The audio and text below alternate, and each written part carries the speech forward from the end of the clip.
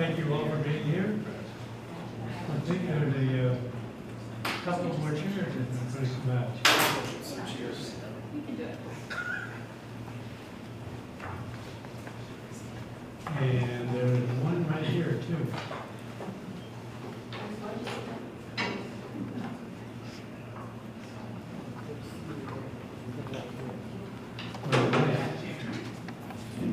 Thank you for being here.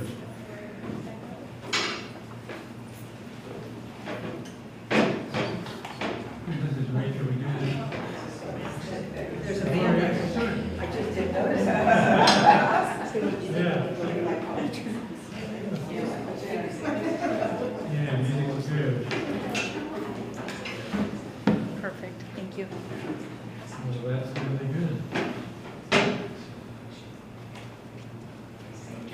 Good evening, everybody, and thank you again for being here. I want to say welcome, poetry lovers. I'm Tom Hogan, the director of the Milwaukie Poetry Series, and we really appreciate you being here. Thank you. I hope everybody has been keeping cool with the hot weather, and that encourage people to come out tonight rather than being a tourist, because it's nice. It's less warm than it was a couple of days ago. So thank you for being here. There's a lot of demands on all our time. There's other things you could be doing. So we appreciate it that you're here tonight. I want to say the same to anyone who has logged on because we are live streaming tonight. So thank you for being here. Thank you to log in and participate in the poetry reading online. This is also going to be recorded, and in about 10 days, it should be up for viewing on the Letting Library YouTube channel. So again, thank you for being here. And I want to say some other thanks, because we're very grateful to the city of Milwaukie for supporting us really from the beginning, and we've been going 18 years, which is we're very pleased about. So it's a big thanks to the city of Milwaukie. Thanks to the Letting Library. Originally, we were in the Pond House, if some of you remember the Pond House, which is a house here on the other side of the pond. And since then, a new library has been built. This library is, and when I heard this maybe a couple of months ago, it's 5 years old. And it just is another sign of how time flies. But it's a lovely library.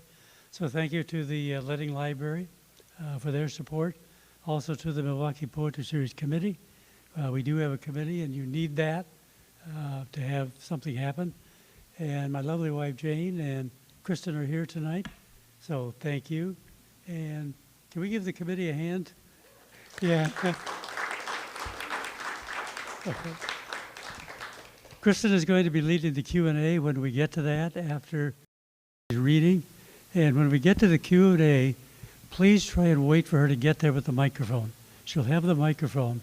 But we get the question, but, I mean, we don't always get the question. We get the answer because the poet has answered the question. But we'd like to have the question, so just give her 5 seconds and she will be there.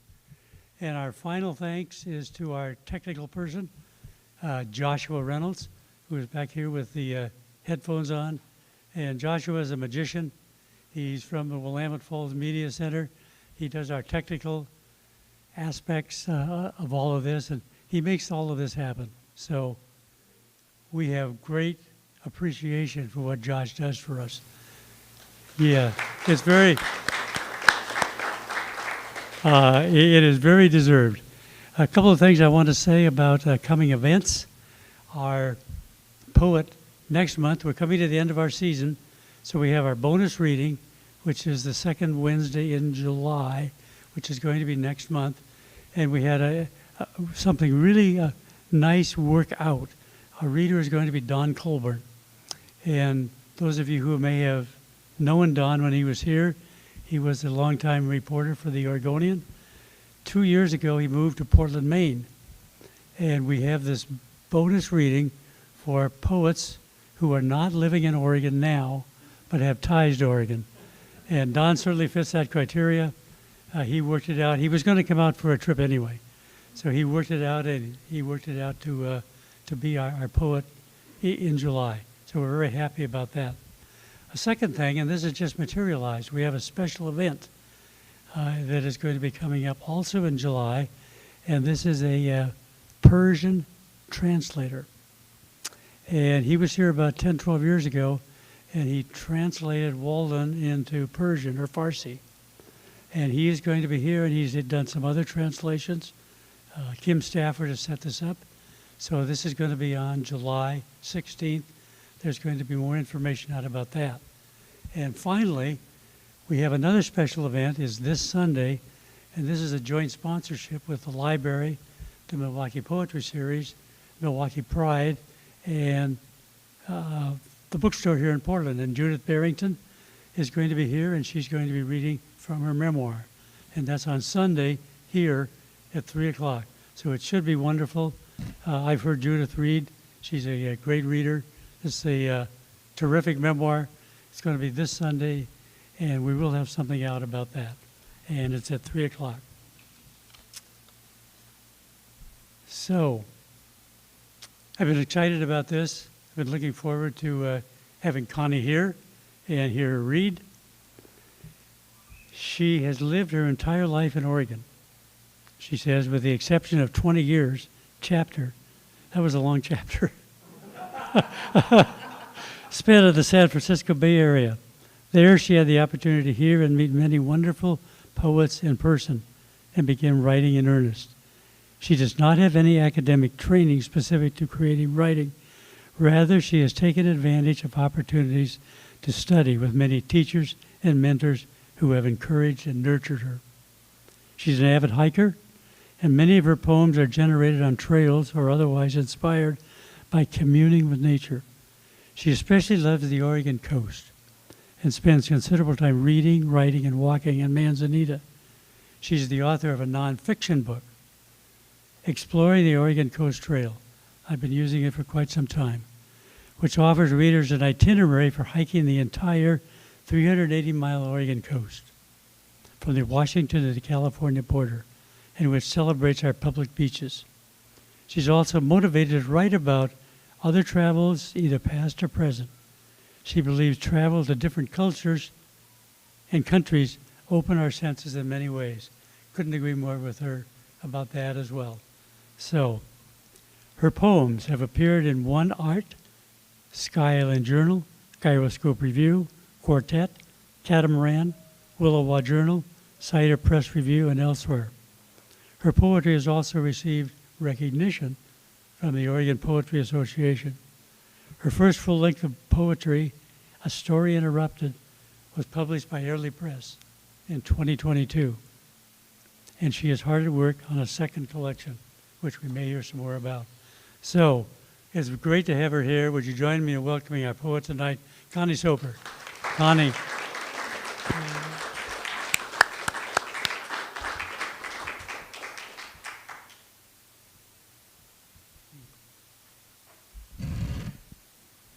Thank you, Tom, and members of the Letting Library staff and the committee. I've been to so many wonderful readings here. It's a real honor to be here. As I was preparing for this reading, I considered not only which poems I should read, but their order, or the way to organize the reading. And I decided to structure the reading to be consistent with many of the themes that I find myself writing about. I gravitate towards writing about my travel experiences, both past and present, experiences in other countries and cultures, also my connection with nature, especially the Oregon coast, and also exploration of my heritage, which includes poetry about my ancestry, my family, and even though some of these poems are specific to my family, I hope they will resonate with you as well. So I'm going to begin the reading by covering some poems about travel and other places. And as a matter of fact, the first poem I'm going to read is a place I've never been to, but I feel a connection to it. It's been in the news, and like a lot of things in the news, not in a good way. But I just, in response to that, I wrote this poem that's called "We Will Call You by Your Name." Ancestors of those who live here still looked up and named you for what they saw. Denali, the tall one. Now cartographers mark new maps, erasing your soft syllables. But Denali, just shove those charts into a drawer and click the lock. They cannot take away what you've carried so long, your name, carved into glaciers, sung by the caribou. It rattles in the wind, shaping your slopes, rushes through swollen, braided rivers. Rock, river, forest, beast. You live within all of them, and they in you, claiming the wild whole of this place. Violet clouds crack open their mouths to speak it, Denali, giving back what no one else can own. We promise to say it, and say it again, one word, rooted in your essence, alive with an ancient abundance. And now I'm going to read a couple of poems about a trip I took to Iceland. I had planned to go there in 2020 in order to explore my ancestry, because my great-grandmother was from Iceland, and she emigrated in 1874. And I went with a couple of my brothers to see if we could find her homeland, or to explore her homeland, and we found her farm where she had lived. Anyway, we had planned to go in 2020, but because of the pandemic, that did not happen. But what did happen is that I participated in an online, I think it was a Facebook or YouTube tour of Iceland. And so I wrote this poem about the virtual tour. It's called Virtual Nostalgia. Go ahead, fly from a chair. Navigate your laptop over the blue lagoon, above massive ancient glaciers to the sharp bite of a waterfall. Watch from your living room as the aurora borealis greens Arctic skies. Drone cameras zoom over thatched roof farmhouses to spy on the sheep, goats, and wild caribou. Down, down, hovering above cities, streets, houses, where people like you eat breakfast of smoked herring, yogurt, and coffee. You long for it, like a melancholic music rousing the ghosts of your ancestors. Oh, sure, ice caps are melting there too. Winter's long and bleak, the cost of bread and beer. A word for watching weather through windows. Glugavadur, say it. Download yourself to stand at the coordinates of Brisk and Briny, where citizens wear eyes the color of a robin's egg, whales breaching, volcanoes smoldering over their rims. You, descending into Reykjavik, return to a place you've never been, like a hand you've always held, a face you've always known. And then I really did go in 2021. I had a chance to tour around Iceland, and I wrote this poem in response to that trip. A brief history. We all come from somewhere, birthed with stories to tell. Mine a saga of umlauts and vowels, a voyage begun by sailing adrift. My ancestors stayed at the source of that mistake, crafting shelter from turf, thatched roof, a window for looking out to the climb of horizontal rain, wind bending anything rooted. The silence of snow, the shape of ice, green aura in the night sky. Those women, salted herring, skinned rabbits, found use for it all. Bone, meat, sinew, and pelt. They survived plague and barren tundra, the boredom of waiting for seasons to unfold, for earth to soften into its thaw. Fish running again, the whole world like a smile without a face. Today, I tour those old turf houses, heritage sites not so far from Reykjavik, walk into claustrophobic rooms with low ceilings, fire pits, pens where animals slept. Timelines on the wall span centuries of kings and treaties, bishops and battles. A brief history of the long lineage from then to now, from them to me. I look out the same window to the same home of fire and fury my people saw, the awful beauty that would not be tamed. Okay, now to go somewhere warmer. I never thought I'd write a poem about bats, but I did. I went to Portugal, and visited a university there with the most beautiful library I've ever seen. It's at the University of Coimbra, and it has been there since 1728 and has something like 200,000 books. Beautiful, ornate building with domed ceilings, very Baroque style. It's just beautiful. And there's a colony of bats that live there. And they come out at night and they eat the pests and the insects that would otherwise destroy the books. And so this is part of their system for keeping the books alive, is that these bats come out. So I wrote a poem called Tiny Bats of Coimbra. At dusk, when the last patron has left and the grand Baroque rooms are dimmed and quiet, tiny bats emerge from the folds of red velvet drapes. They swoop between rungs of ladders tilted against the tallest shelves, row after row, resplendent with the heritage of a country. Portuguese poems, stories, and songs. Pipistrelli unfold their wings, fragile as parchment, to flit through the stacks. With a flick of tongues, they prey on pests, saving sepia maps, drawn with boundaries no one remembers. Centuries of conquest and treaties, inked in elegant calligraphy, protected now by the soft thrum of webbed wings. Sometimes they chirp, a bat music, sung to the books, keeping them alive, the obscure and the forgotten, the dark and the brutal, the rare and the exquisite.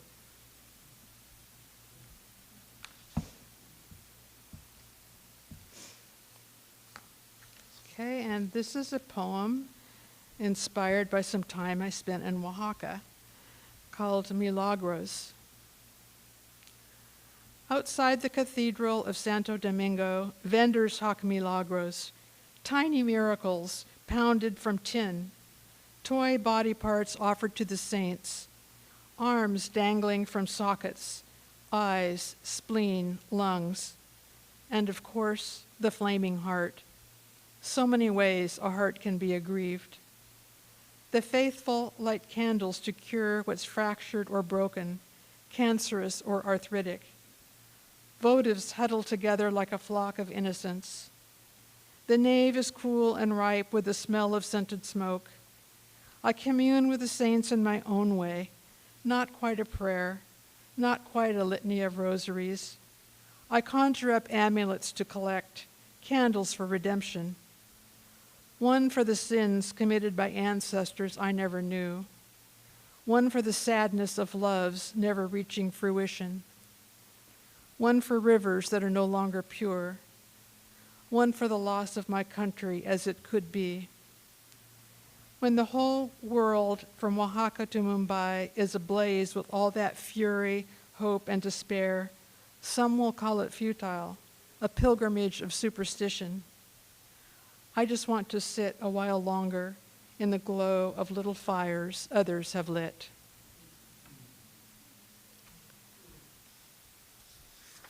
I really like writing poems in different forms, so I'm going to read a series of poems that are in different formats, and I'll explain a little bit about each one.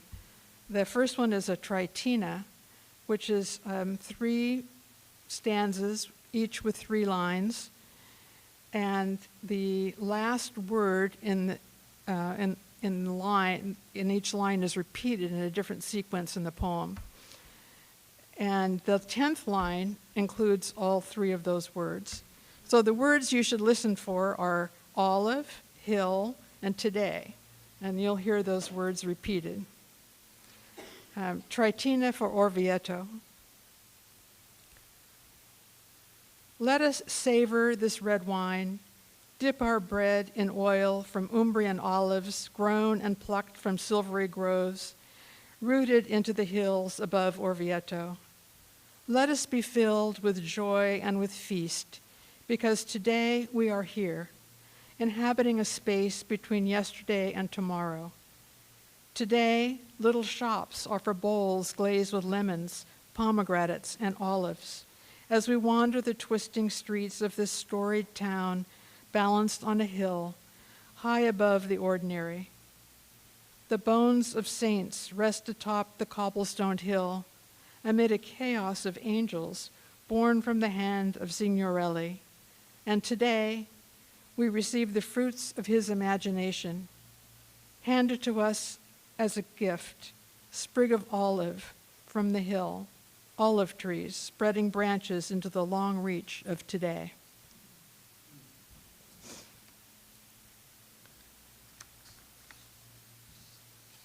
And I'm going to read an abecedarian, which is a poem consisting of 26 lines. Each line begins with they're in alphabetical sequence. So the first line begins with A, the second line begins with B, and so on. And you won't be able to see it, but maybe you can hear the sequence. But I will have to confess I cheated a little bit when it came to X. Abecedarian for an English garden in autumn. All the roses are done for, petals browned and brittle, their clipped heads a sad crush heaped into wheelbarrows bound for dumps. How strange, our traveling a season eclipsed. No summer lingers, only these flowers fading into their scent. Gardeners rake remnants of mowed leaves, lawns, husks, and coppered leaves as we rest on a bench in shadowed remains of the day, just sitting, not needing anything. It's a moment to keep, however fleeting, for winter days when we'll long for this orchestra of plantings. My friend calls out the most exotic, as if in naming she can coax them to stay. Ox-eye daisy, quince, rambling rose. Profusion shutting down, just as it once burst open. Quietly they scatter, oak and maple leaves, gold and rust, mottled as spots on the back of old hands. Spumed clouds float like white peonies, blooms in the sky. For this one day we wander, unencumbered by time. Foliage untwists, each leaf veined in its own making. Tiny paths weave through the close, between ivied brick walls extravagant with red tangle, this handsome years-old climb. Dusk comes early, sun slips behind its zenith as we allow our eyes to rest where they want. And this is a haibun, which is a Japanese form of a poem, which is a prose poem followed by a haiku. July in Seattle.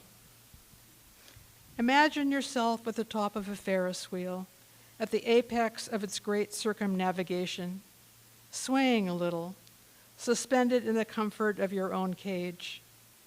Nothing but sky and quietude as you look down over treetops, bay, ferries connecting island to city. Another solar cycle is turning, as many days behind as ahead. The whole world a mosaic shaded green and blue, pieces and scraps, shafts of dappled sunlight you can't hold in your hands.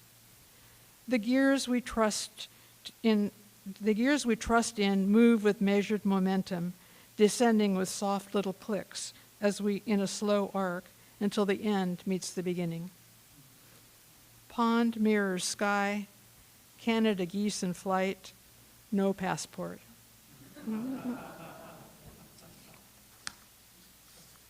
And I'm going to conclude my travel poems with a couple of poems to celebrate living in Portland.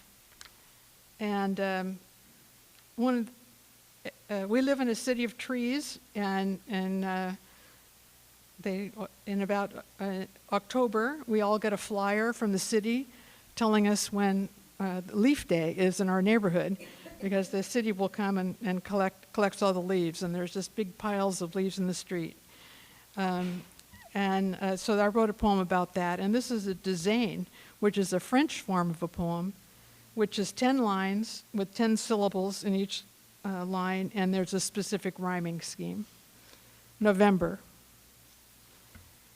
Municipal trucks scoop leaf-laden streets, oleo and shades of bark and burlap. Another season over the cusp, complete. No ginkgo gold or maple red, just scraps brittled sepia brown, like a fine old map. Workers, casual in their efficiency, flare in fluorescent vests so you can see them haul those splendid piles you raked. Little kites let loose by November's trees, surrendering their hold, yet still awake. And another thing I really like about Portland is how many poetry posts there are. And I have one, and I always stop to read them in my neighborhood, and I like it when people stop to read mine. I give some thought as to what to put out there. So this is kind of a appreciation for our poetry posts, and it's called Our Harvest. Late summer's cornucopia, zucchini, sweet cherry tomatoes, fava beans strung higher than our reach. Words, too, planted in gardens shine their essence on curbs and corners, poems on a post for anyone to read. Langston Hughes rises up from knotted roots at 45th and Siskiyou. Let America be America again. Let it be the dream it used to be. Mary Oliver seeds joy all through the neighborhood, asking only that we take it, that it sustain us. If you suddenly and unexpectedly feel joy, don't hesitate. Give in to it. Gary Snyder stands as witness high above Pate Valley, calming a disturbance, offering solace from it. He's there in the trembling shadows on a ridge next to the creek. He's here in the city, thumbtacked behind plexiglass, amid the ripe fallen plums, wanting to be seen, waiting to save us.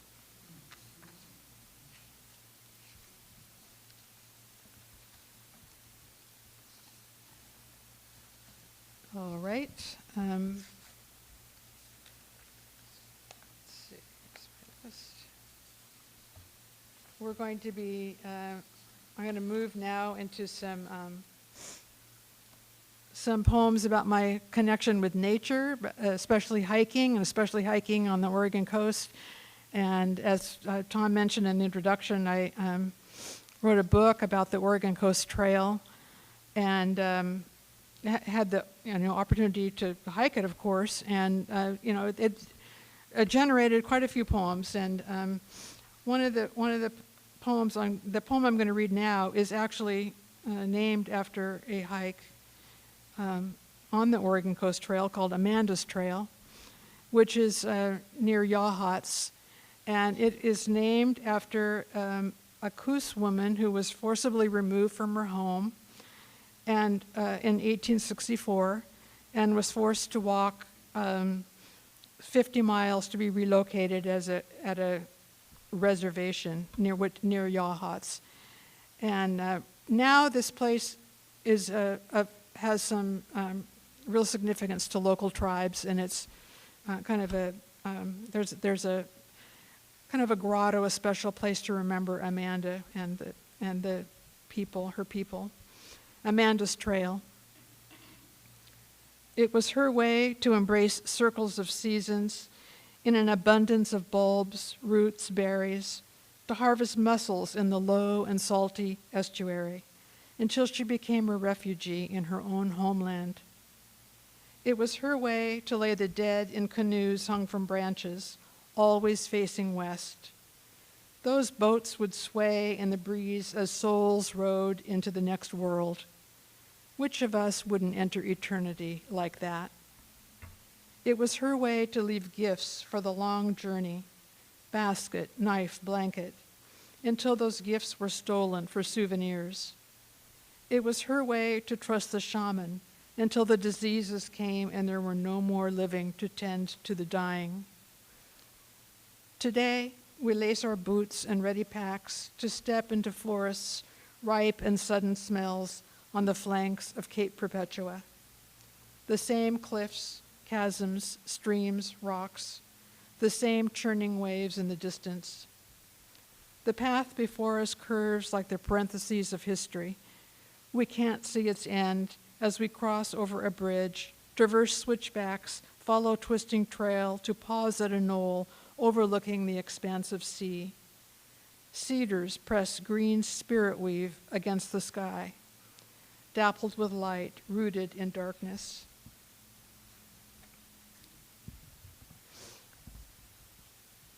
King Tide.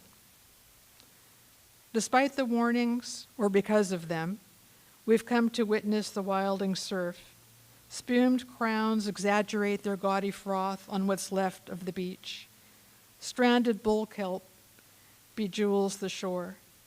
We know the cautions, alert to sneaker waves that want to suck us into hypothermic void, mudslides, slick rocks.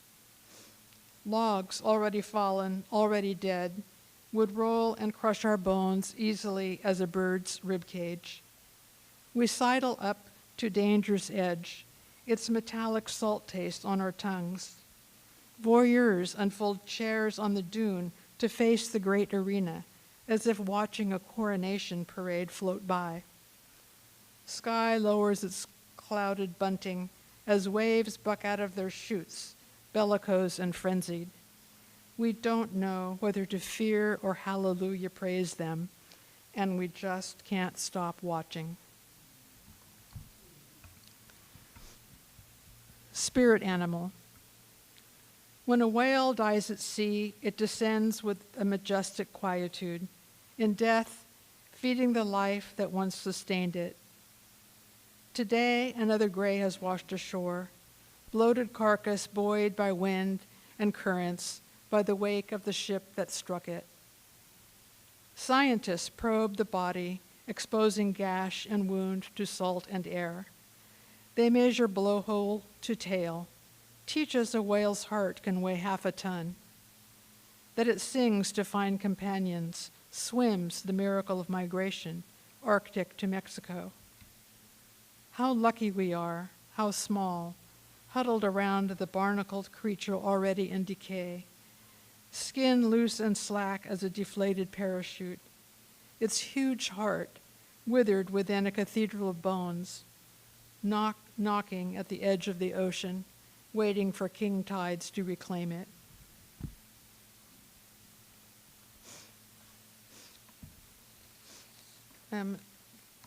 This is the poem I'm going to read next, is the one that's available on the broadside. If you didn't get one, it's on the yellow paper over there on the table, called The Tide Pools at Haystack Rock.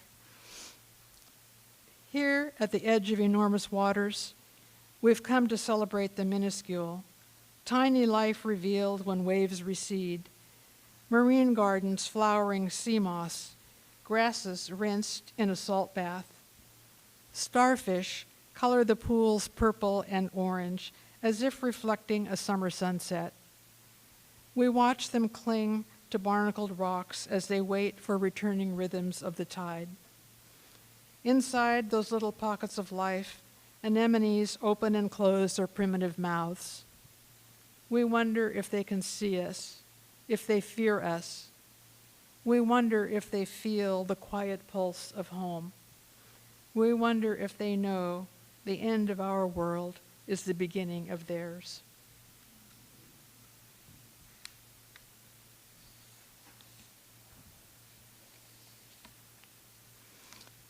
And I'm going to move now to some poems having to do with my ancestry and related to my family, past and present. So, like I say, they're specific to my family, but hopefully there'll be some connection with you too.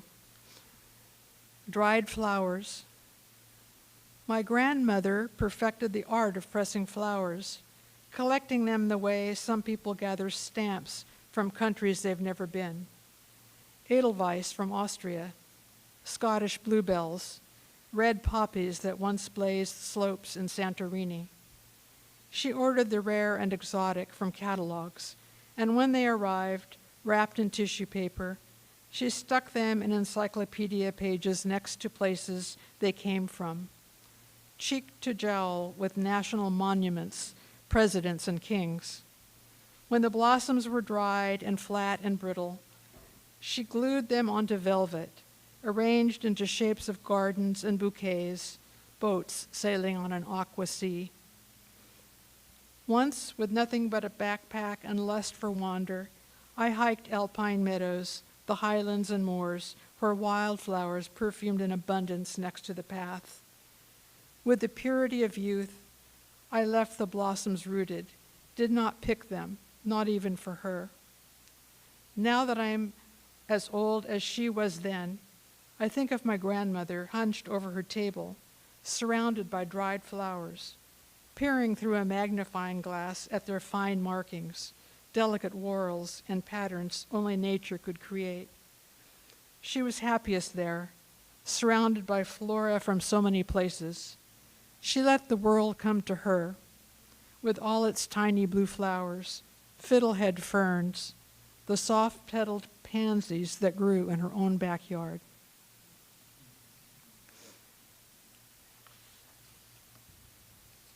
And this is a poem about my mother, who recently turned 99 years old, and she has survived a World War, the Great Depression. She had COVID and survived that, has broken bones. She raised 4 kids, but she was not able to escape dementia. So this is a poem about her. Fortunately, she seems pretty content where she is, so that's the point of this poem. Her cocoon. My mother does not wander long halls of the memory care unit, waving her cane like a weapon. She is not trying to go home, searching for those gone before her. Though surely those visitations, my father, her mother, the son she outlived, could offer her a kind of comfort. I bring to her what I think she must be missing: peaches from the Okanagan Valley, digital bingo, radio set to the channel of big bands. Once in a while, we drink Chardonnay in the dingy lobby, dressed up with a few potted plants. As if some memory muscle could conjure up all those oaky, buttery happy hours on the deck of her suburban home, watching the sun unkiss the sky. How seasons melded without resistance, green to gold to brown. No clock, no wallet in the cocoon of her own private space. Her horizon a window overlooking the courtyard. She does not wander, is never lost, not wanting to unravel those silken strands that embrace her.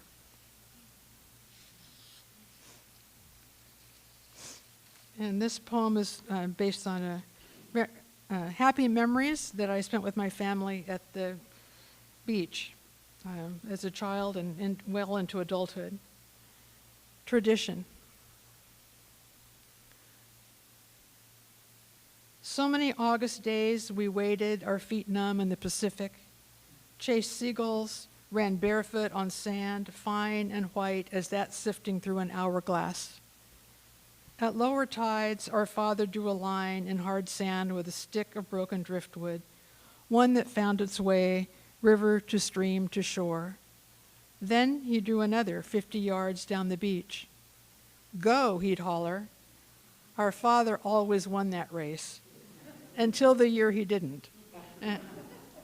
Then he shrugged off his sweatshirt, tossed the stick to our dog, and turned to look once more at the distance he just crossed.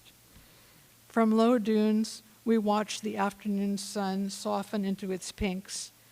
The surf reached higher, washing away footprints and those lines in the sand, all that remained of the day of that tradition. Let's see, I'm going to read a couple more.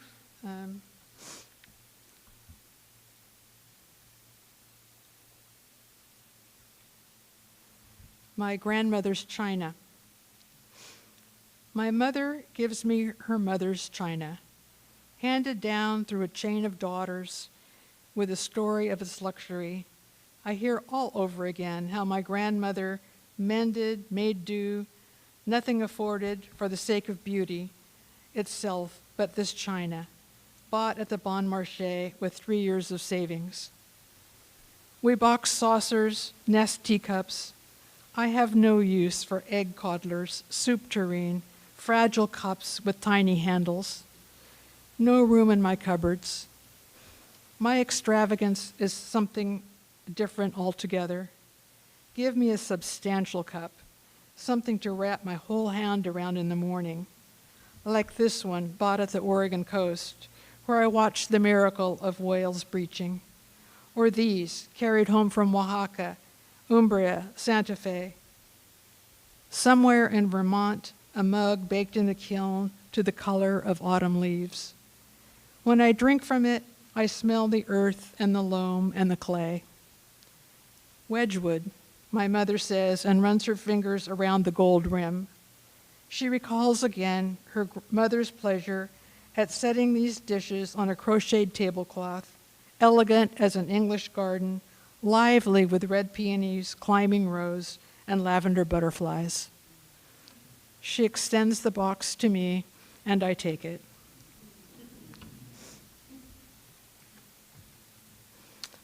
And I'm going to read one more family poem about both my parents, and based on a true memory. Foot massage. My parents never danced in the kitchen. No flamboyant dip in a red silk dress, no rakish tilt of a fedora. They swayed to a predictable rhythm of domesticity, proper, Presbyterian. Evenings, with dishes cleared and children pajamaed, they sat at opposite ends of the couch. My mother slipped shoes off, stretched her legs to nestle bare feet in my father's lap. He massaged her left arch and then the right with strong thumbs, slowly circling the ankles to caress her heels. He kneaded crevices between each toe to touch that tender hollow on the underside. She settled into cushions, arranging her feet as a cat would curl, and like a cat she purred. Who knew the foot, with all its tiny bones, could soften and surrender to pleasure like that? The whole house mellowed under its lid. Then they rose to the last choreographed tasks of the day. Latch the doors, dim the lights. 2 beats slow, quick, quick, slow. Thank you.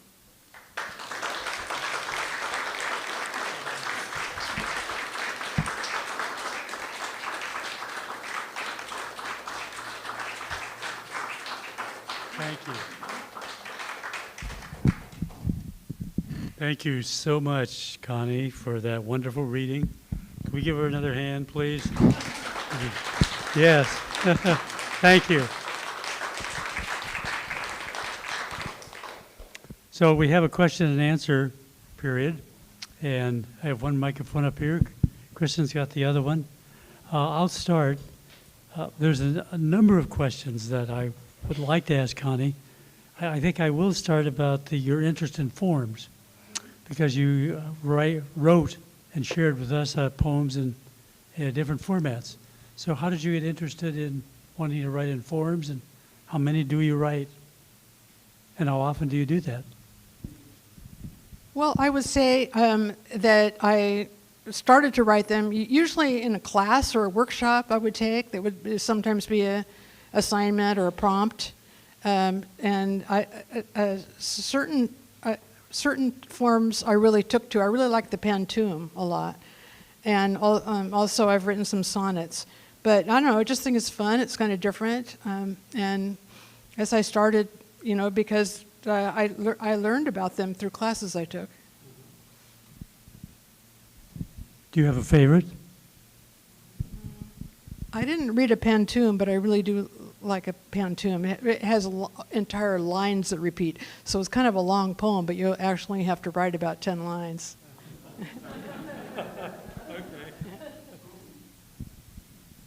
Other questions for Connie?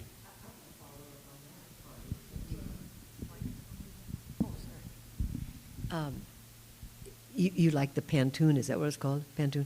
Have you started writing more in that? I mean, is it sort of shifted how you write your poetry once you got attracted to that style? No, not really. I mean, I would say it's the exception more than the rule. Typically, I just write in free verse. And once in a while, I'll liven things up or get the juices flowing. I'll say, okay, I'm going to try a different form.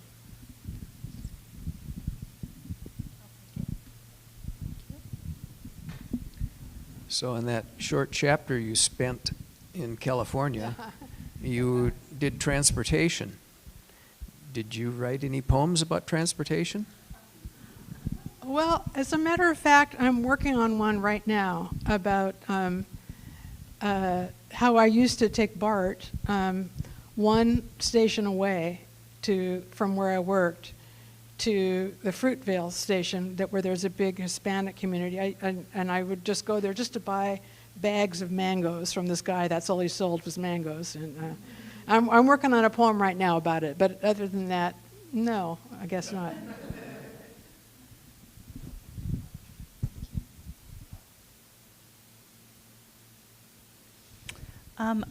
I really enjoyed, it felt like you were really sharing core memories that really shaped you, which isn't the surprising part. I think that's why we write anyway, right? But I was really curious, what's your editing process when you get to writing so succinctly? I mean, because you're not just like writing whatever, clearly. Like there was a process there that I'd like to know more about.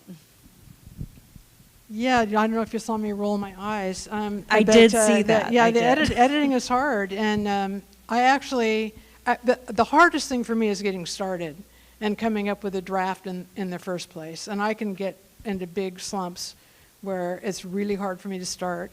Once I get a draft, then I actually kind of like the editing process, and sometimes I'll feel like a word isn't quite right, and I'll, make a note of other words that I might use, and I'll just kind of brainstorm and until it feels right. But yeah, it's a hard process. It's hard to know when a poem is too long or there's not enough there. It's editing in different ways. Can I follow up on that? So, like the poem about when you're on the beach with your father, was that too long or too short at first? I gave that to someone I've been working with to get some feedback on it, and it was too long. I cut some out. But actually the real problem, he told me, was that I explained too much. And so that's what I took out, was some of the, actual statements about, well, he still wanted to win, but he made me take that out, and I think it was a good choice. Thank you.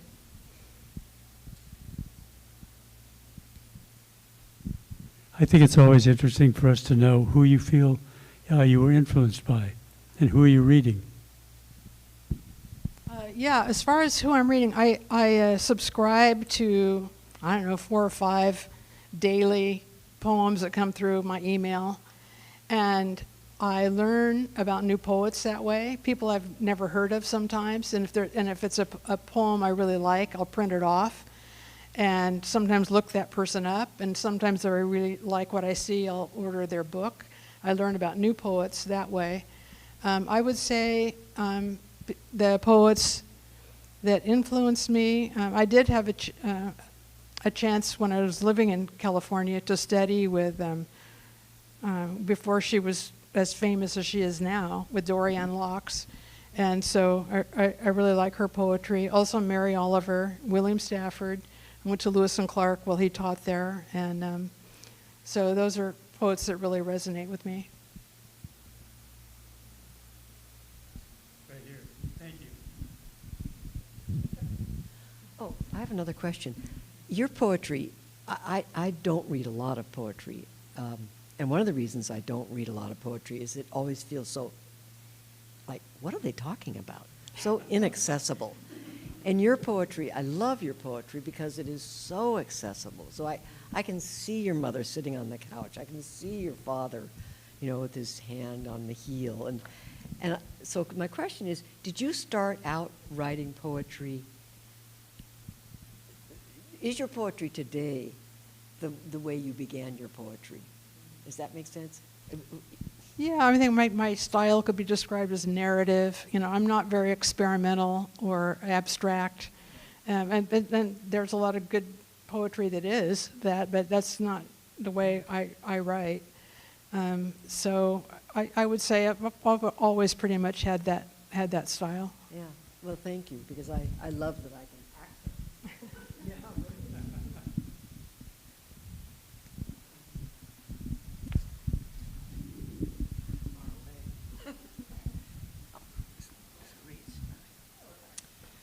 Well, I was very impressed with the way you connect with nature, and I feel that you're inside it, and we are allowed inside it. I especially would like you to comment on how you're relating to the animals that you write about. It feels, if I might say, very native in the sense of their soul, and how you have entered into their soul and then bring that out to us in the poems. Very, very moving. Thank you. I appreciate that comment.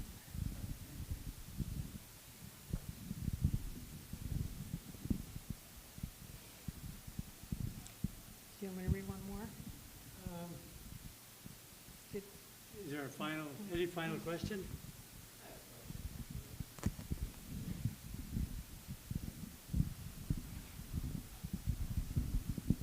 Connie's my sister, so I'm very proud of her.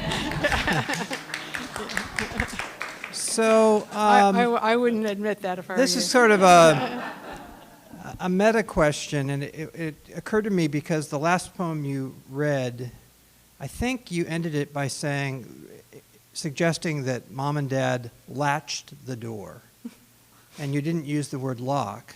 And I know that they didn't latch their door, they locked their door, and that got me to thinking, how responsible is a narrative poet to factual things? No, and I'm not just talking about that as an example, but just more generally, do you have liberty in order to tell a story? Yes. Okay. So, did you notice that? I happen to know that most of the stories you were telling about our parents were things that happened, but if you think that you can get a meaning out more effectively, not that you would make up a story, but you would do something like latch rather than lock. Yeah, absolutely. And you noticed that, I don't know if you caught that I said something about that he threw the stick to the dog. A dog, yeah. We didn't have a dog. No. But totally made up. True confessions. But I thought it made kind of a nice little detail, so I threw that in. Yeah. Yeah.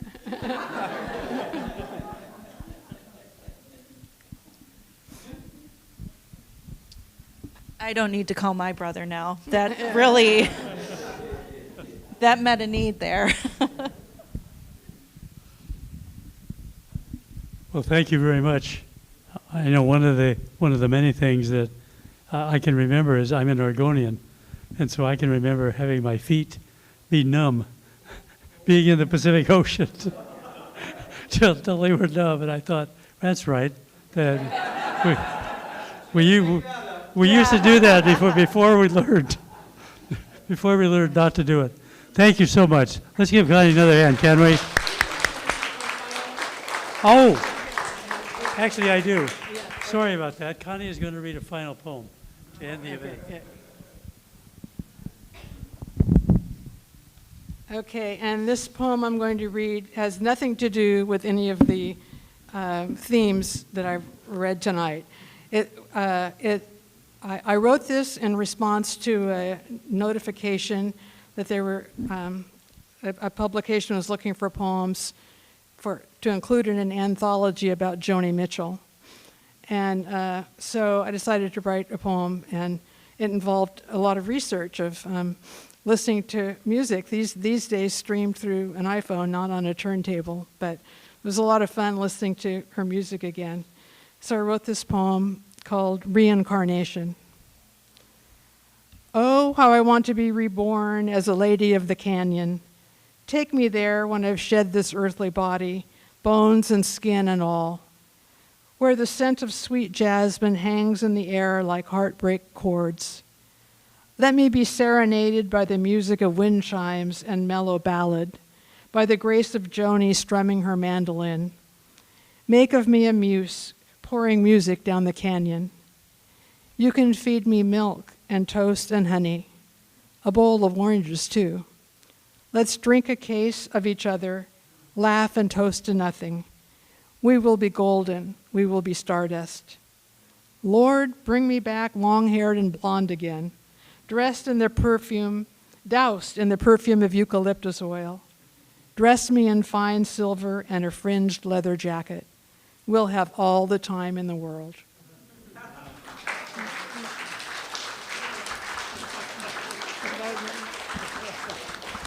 Something kind of different, huh? That's a lot of allusions to Joni Mitchell. That's great. Thank you all for being here very much. I hope to see you at some other events. Don Colburn's going to be here in July. Have a great night.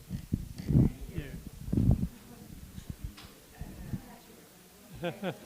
Thank you.